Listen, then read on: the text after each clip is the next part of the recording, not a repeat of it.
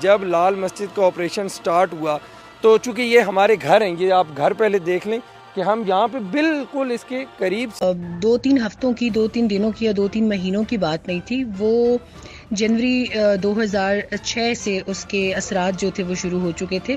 جب لال مسجد میں جس میں 2 بھائی مولانا عبدالرشید غازی کے نام سے جن کو جانا جاتا تھا اور ان کے بڑے بھائی مولانا عبدالعزیز، ان کی سربراہی میں پھر جامعہ حفصہ میں جو مولانا عبدالعزیز کی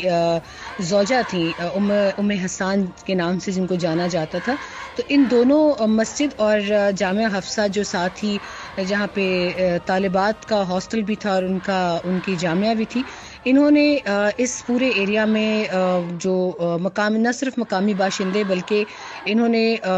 چائنیز ہیلتھ کیئر کی جو فیمیل ورکرز تھیں، خاتون ورکرز تھیں جو اس میں کام کرتی تھیں، انہیں کڈنیپ کیا۔ جب منسٹری آف انوائرمنٹ جلائی گئی جو سامنے مسجد کے بالکل سامنے ہے، اور باقاعدہ یہ دھمکی دی گئی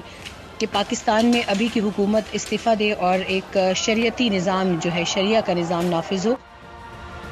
تو وہ پھر شاید ایک ایسا موقع تھا کہ جب حکومت نے بھی صبر کا دامن چھوڑ دیا ہاتھ سے۔ اگر ہم نے ٹیررزم اور ایکسٹریمزم کنٹرول نہیں کی تو ہماری پاکستان کا فیوچر بہت خطرے میں ہے۔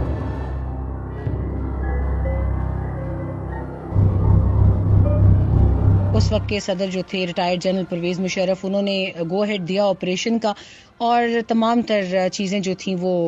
اس وقت کی حکومت اور حکومت کی جو مذاکراتی ٹیم تھی headed by Chaudhry Shujaat Hussain and Pervaiz الہی،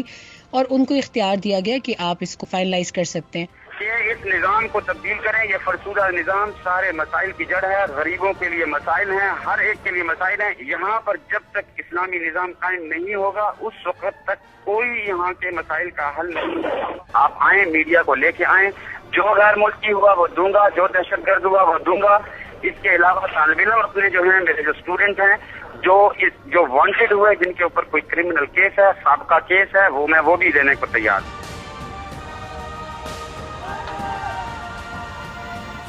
بالکل ساتھ یہ مدرسہ ہے، ساتھ مسجد ہے،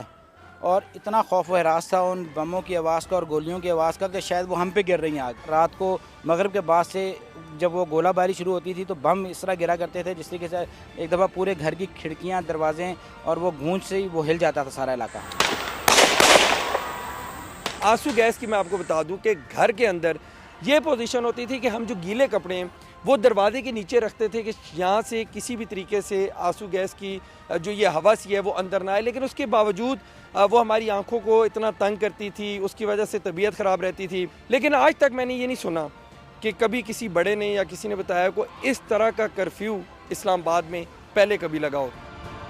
یہ میری سب سے بڑی اسائنمنٹ تھی جو میں نے مسلسل 13 دن کور کی۔ اس سے پہلے بھی جب اسلام آباد میں حکومت کی رٹ کو چیلنج کیا جاتا تھا، خواتین کو ڈنڈے مار کے آتے جاتے انہیں زبردستی دوپٹے اڑانے کی کوشش کی جاتی تھی، وہ بھی ہم نے رپورٹس بنائی۔ اس آپریشن کو کور کرنا اور انڈائریکٹلی مجھے اب یاد آتا ہے کہ شاید ہم کہیں نہ کہیں اپنی موت کا بھی انتظار کر رہے تھے۔